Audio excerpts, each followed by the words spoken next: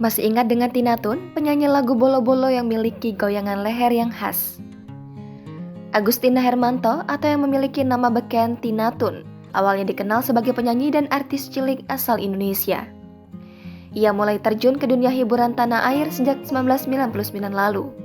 Anak sulung dari pasangan Megawati dan Aan Hermanto ini mengawali karirnya dengan merilis album pertama yang berjudul Bolo-Bolo.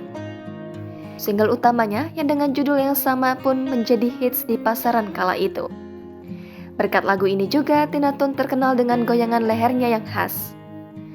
Kesuksesan album perdananya kemudian membuat Tina Tun kembali merilis album, di antaranya Siram, Goyang Tina Tun, dan Arti Bolo-Bolo. Setelah sukses di dunia tarik suara, Tina melebarkan sayapnya ke dunia layar lebar.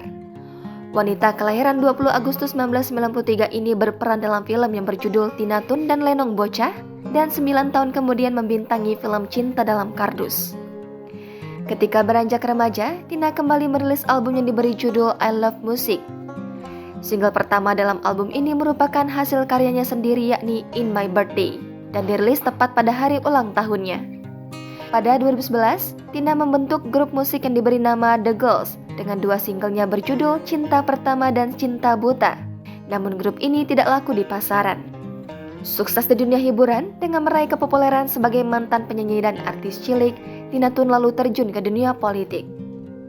Pada 2019, ia ditetapkan sebagai salah seorang anggota DPRD DKI Jakarta dari PDI Perjuangan untuk periode 2019 hingga 2024. Tidak heran kemunculannya di dunia hiburan selama beberapa tahun terakhir mulai jarang terlihat. Diketahui Tina Tun memiliki akun Instagram @tinatun101 dan diikuti 561.000 followers. Ia kerap kali membagikan aktivitasnya, seperti di unggahan terbarunya ia nampak membagikan momen perayaan Tahun Baru Imlek.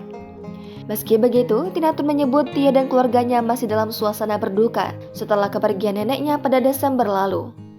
Oleh karenanya, Imlek tahun ini pun tak dapat digelar dengan meriah oleh Tina Tun seperti tahun-tahun sebelumnya.